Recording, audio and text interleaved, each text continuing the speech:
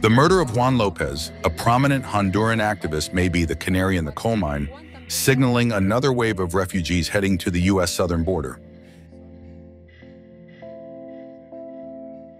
U.S. foreign policy has contributed to an environment of impunity in Honduras, allowing local elites to exploit natural resources and displace communities, turning large groups of dispossessed former farmers into poor people looking to relocate.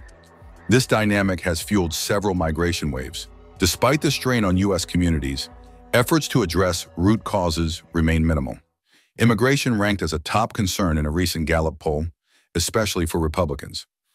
We'll delve into the origins of major immigrant groups, arriving in the U.S. since 2000.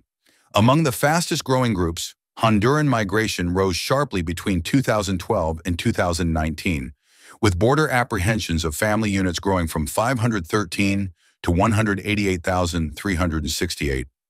Not coincidentally, the first wave occurred just 3 years after a U.S.-backed military coup removed the elected Honduran president and installed a neoliberal narco regime that plunged the country into an abyss of poverty and instability.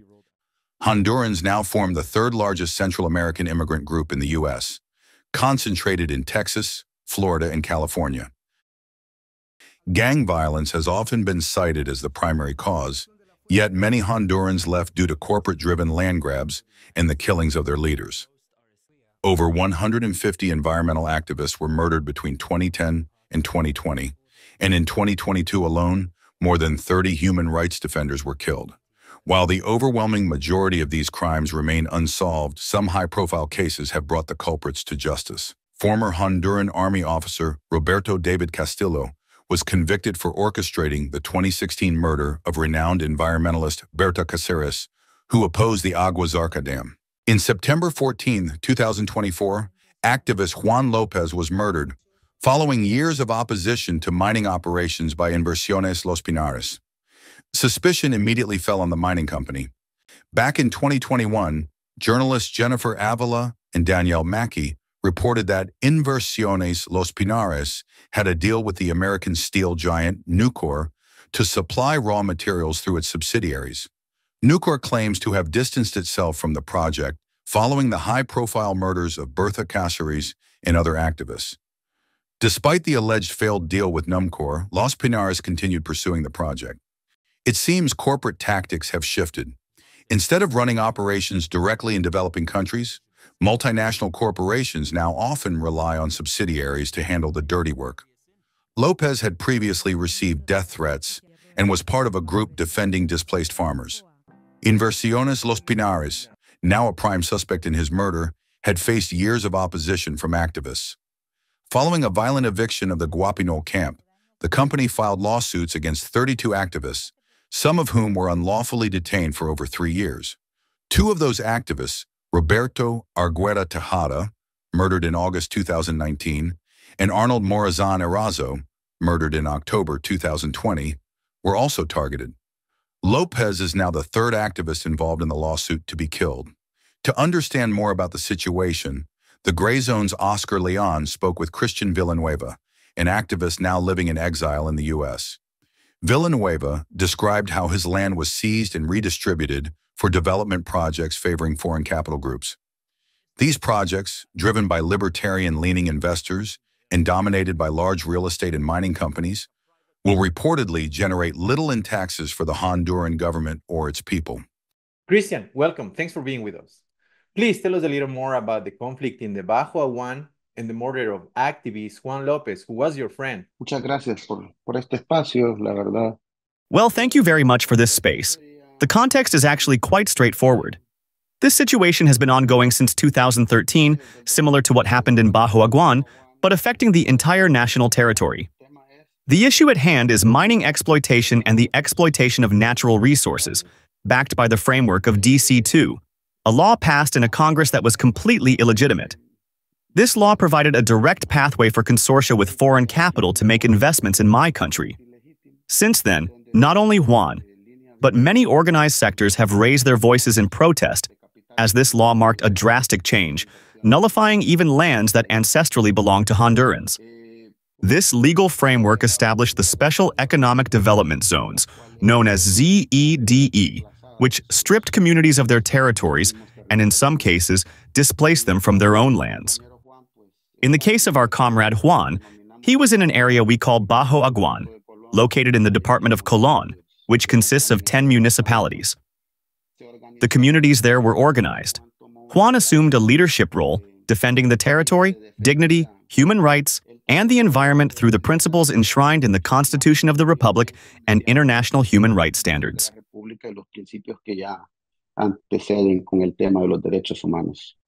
you say defending yourselves, you mean from a mining company or from whom? It's not just about mining. The truth is that this portfolio of projects goes beyond mining. For example, in areas that had 4 or 5 rivers, concessions were granted to use these rivers for energy generation as well. In coastal areas, as you know, my country has access to 2 oceans, the Caribbean in the north and the Pacific in the south. In the regions that included coastlines, these were designated for tourism development. In areas where studies confirmed the presence of various metals, those areas were reserved for mining. Other areas were set aside for tourist complexes. I'm referring to projects like those of the Penthouse Consortium, where the properties were later sold to foreigners. For instance, in the northern region, the owners were Canadians who built enormous mansions that were marketed to retirees. They bought these properties using digital wallets and moved to our fishing and seafood-producing areas. In other places, such as valleys, photovoltaic projects were implemented, using panels that capture sunlight to generate energy, which is then sold to Central America. The framework law in Honduras laid the groundwork for autonomous zones, essentially creating states within the state with their own laws and governance structures. Juan Orlando Hernandez, then president of the National Congress, and now serving time in a U.S. prison for narco-trafficking, played a pivotal role in supporting and approving this law. In a famous case that would go back to haunt Honduras, the post-coup government of Porfirio Lobo made a 50-year commitment to a group of U.S. investors in the Prosperidad. He was succeeded by Juan Orlando Hernandez, serving 1 legitimate term and a second that many viewed as unconstitutional. During his administration, these controversial projects operated largely without oversight, creating areas of concentrated foreign ownership for real estate development and mining, displaces farmers and fishermen, and in some cases destroys the natural environment. While many call this development, the displaced families, who become vulnerable to social conflict and migration, do not. Tell me a little bit more about Juan Antonio Lopez, who was recently murdered and who was a leader of the community. Well, Juan Lopez, like many of his colleagues, started a peaceful resistance movement within the framework established by the Constitution of our Republic. He became a prominent leader in that region because Bajo Aguan is an area with numerous territorial issues, but it is also incredibly rich in natural resources and fertile land. In Bajo Aguan, you can grow watermelons, melons, corn. Anything you plant there thrives, thanks to its natural wealth. It is a fertile valley. Due to this richness, there were many vulnerable sectors, as seen in areas affected by mining activities. The mining company there, known as Ecotech, had 6 projects set to begin, all of them involving open-pit mining. Juan Lopez, in coordination with many organized sectors, began to raise awareness among the local population that this wasn't just some reckless project, but one that was highly organized and well-funded, involving significant foreign capital. Due to this, there was considerable stigmatization, and the people's concerns were largely ignored. The most intense resistance against land grabs began in 2018 when Juan and his colleagues formed the Departmental Committee for the Defense of Common and Public Goods. This group brought together agrarian movements, women's organizations, peasants, and even grassroots Catholic church groups representing civil society. Together, they established the Camp for Dignity in Guapinol to resist encroaching development. As the company that had acquired the land began opening roads, clearing forests, and constructing a processing plant, tensions escalated. The plant, which featured a massive crusher for extracting materials, consumed enormous amounts of water, creating further environmental strain. Though it wasn't clear who was giving the orders, it was evident that powerful forces were pushing the project forward. In 2019, the community's resistance climaxed with the killing of 4 people by paramilitary forces, prompting intervention from the Inter-American Commission on Human Rights. While Honduras faced widespread unrest, Juan stood as a committed defender of the land and environment. His murder marked a tragic loss of a passionate protector of nature amidst the ongoing battles against corporate megaprojects. Juan was a delegate of the Word, a high school teacher, and an ordinary person with a family. In the afternoons, he would go out into his community to work with the organization. He shared information about the projects and supported the community step by step. Many people found refuge and strength in the organization, which eventually built a strong resistance movement with the help of advisors and technical experts, particularly on environmental issues. The organization grew to such a degree that it instilled fear in those behind the extractive projects, ultimately leading to the planned assassination of Juan Lopez. His murder occurred on the 14th of this month. Juan had just left the church after celebrating Mass. He got into his vehicle, and before he could even start it, a man on a motorcycle approached and fired 4 shots through the windshield, all hitting Juan in the chest, killing him instantly. They were resisting until the end. Por encima del parabrisas de su vehículo, impactando todos los disparos en su pecho, dándole una muerte inmediata. On October 4th, the alleged gunmen who shot Lopez were captured. Yet public pressure continued to call for the capture of the intellectual authors of the murder, who are still at large. En el caso del sector de Bajo Aguán, resistiendo a una. In the case of the Bajo Aguán region, the community is resisting a company that operates through a partnership.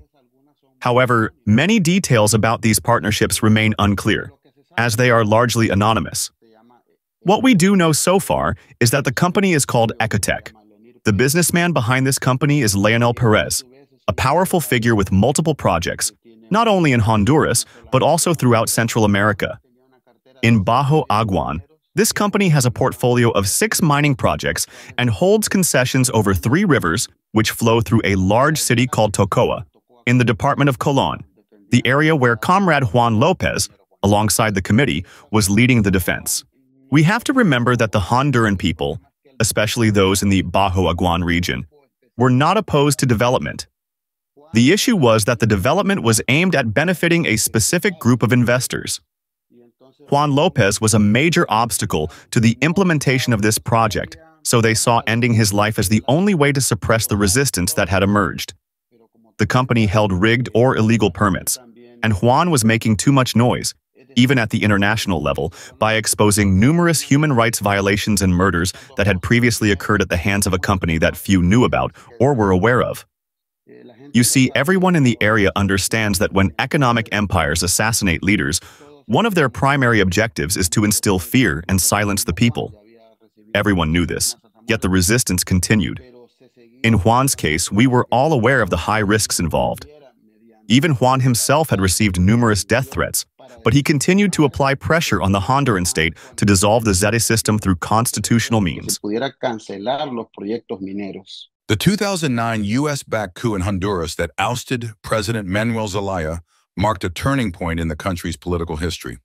Zelaya, who had introduced progressive reforms and sought to hold a non-binding referendum on constitutional changes, was removed by the military with tacit support from the U.S., which feared his shift away from neoliberal policies and alignment with leftist Latin American leaders. The coup paved the way for a decade of right-wing authoritarian rule, marred by corruption, violence, and foreign exploitation of Honduran resources. In 2021, Manuel Zelaya's wife, Xiomara Castro, won the presidency, symbolizing a victory for the popular movements that resisted the coup. Her election represents a rejection of the neoliberal and authoritarian legacy left by the coup, though she faces the ongoing challenge of undoing deep-rooted political and economic structures it entrenched, like the ZDEs. Los problemas son muchos. There are many social programs now, and while I can't claim to fully understand them all or favor one, I can say that after 12 years of right-wing governance and drug-related issues, the challenges have been immense. The current government has made progress, not enough to fix everything, but we've felt support since Xiomara Castro's administration began. One major step was repealing the framework law tied to the Special Economic Zones, ZEDE. Just yesterday, The Supreme Court ruled these zones unconstitutional, with 8 out of 15 magistrates voting against them. This decision has created a great stir. And if you notice, it's all connected. The death of Juan Lopez, the death of Berta Cáceres, another environmentalist who was murdered under public pressure. Certain people even called out to some U.S. senators, saying it was an outrage that the ZEDES were being canceled. This is a critical issue for the development of Honduras, and throughout this period, since the beginning of Mrs. Xiomara's administration, there has been considerable influence from prominent U.S. politicians impacting developments in Honduras. After the High Court declared such zones unconstitutional, projects like the Prospera Charter City in Honduras, backed by investors linked to Sam Altman, Mark Andreessen, and Peter Thiel, and local libertarian ideologues like Mark Klugman, took aggressive legal actions. In December 2022, investors took the case to a World Bank court, seeking to bankrupt Honduras by suing it to the tune of $11 billion, while President Xiomara Castro moved to withdraw Honduras from investor-state dispute mechanisms, seeking to reduce foreign corporate influence. As a result of Castro's government supporting public pushback and canceling some of these projects, especially the ZE, 14 ISDS arbitration claims have been presented against Honduras. A study by a brain pool, including the Institute for Policy Studies, Honduras Solidarity Network, the Transnational Institute, and Terra Justa, found out that the amount claimed by investors totaled $13.115 billion, which represents more than 3 times the budget that Honduras allocated for public investment in 2024. 24 investors from many countries around the world are trying to bankrupt the Central American country, potentially straining the social investment the Castro administration can apply to try and contain. Never mind prevent a new migration wave of landless people seeking for better opportunities elsewhere. You mentioned that the murders of Juan Lopez, Berta Cáceres, and others are carried on in order to intimidate and scare the population off the fight. Has it worked? Is the population intimidated? Is it scared? Well, normally these actions have benefited the elites who execute them. In the past, such actions have had a significant impact, but this time, the people have reacted differently. I can say that since yesterday, there has been a strong movement into Tegucigalpa. Many sectors have traveled by bus to the public ministry, demanding justice in the emblematic cases of Juan Lopez's murder and Berta Cáceres' assassination. It seems to me that this has backfired on those responsible. I can also tell you with great confidence that just 15 minutes ago, on September 20th, 2024, the public ministry issued the first indictments for 13 individuals, including the president of Ecotec, who is the owner of the consortium intending to exploit the mines in Tocoa. What has happened with the people who was displaced by this project 11 years ago? Bueno, decirte que es doloroso. Es que lo primero que te puedo decir brevemente. Well, I can tell you that until now there has been no effort to connect or even account for these displacements, which have been so monstrous and brutal that many people, myself included, have lost contact with the other displaced persons. I am here in the United States. The change is brutal because I lived very comfortably in a place with limitations, as you already know, but with your culture, with your idiosyncrasy, with your family. Now, I am disconnected. The other people who are out there in Honduras, well, some of them went to some cities where they rent, for example, and do things that they had never done before. A farmer who is used to and loves the land and who sows the fields to produce basic grains. For him, it is now very dramatic to be in a society where he practically does not fit in, which makes it even harder for them to organize. Yet precisely those who manage to reclaim some sense of belonging and purpose through organization are precisely the ones who continue to resist in the areas where attempts have been made to seize portions of Honduran territory.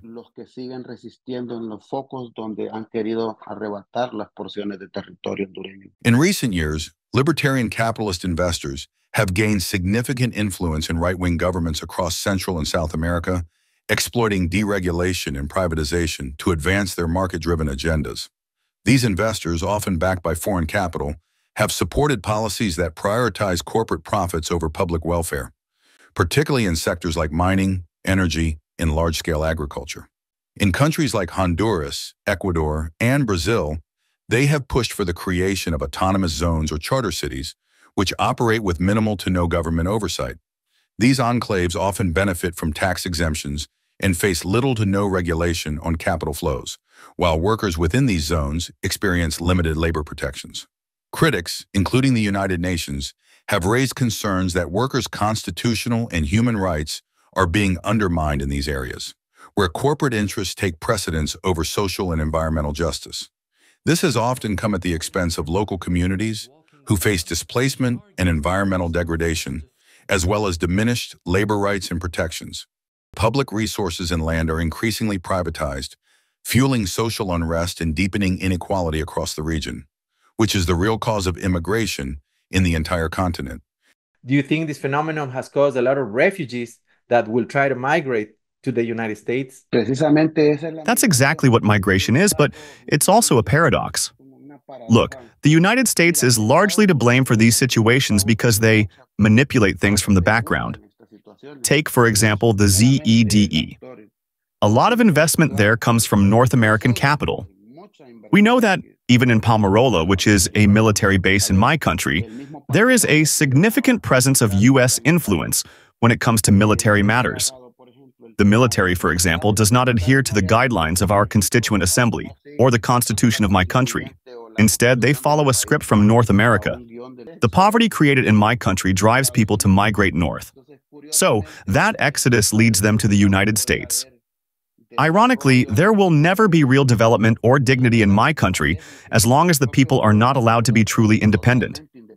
The notion of independence is a lie, crafted to maintain a system that continues to exploit the people and strip them of everything they have, just as it happened in the past, when the Europeans allegedly discover the Americas. We're talking about a generation of kids that were kicked out of their home about a decade ago, and ever since they have been trying to resettle. What has happened with them? Pues la verdad es muy duro porque ocupa bastante fuerza de voluntad. Well, the truth is that it's very difficult because it takes a lot of willpower as parents to instill in our children, within a different culture, who we are, why we are here, and to teach them every day, repeating it often, so they understand where we come from. But not with the intention of inciting hatred or anything like that, but so they know what justice and injustice are and what actions can be taken in the future to advance the autonomy of each family unit wherever they live. I say this from personal experience.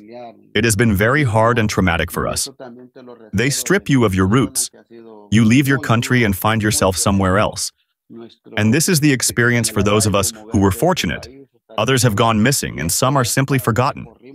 Now, in many cemeteries, Y otros sencillamente están ya olvidados ahora en muchos cementerios.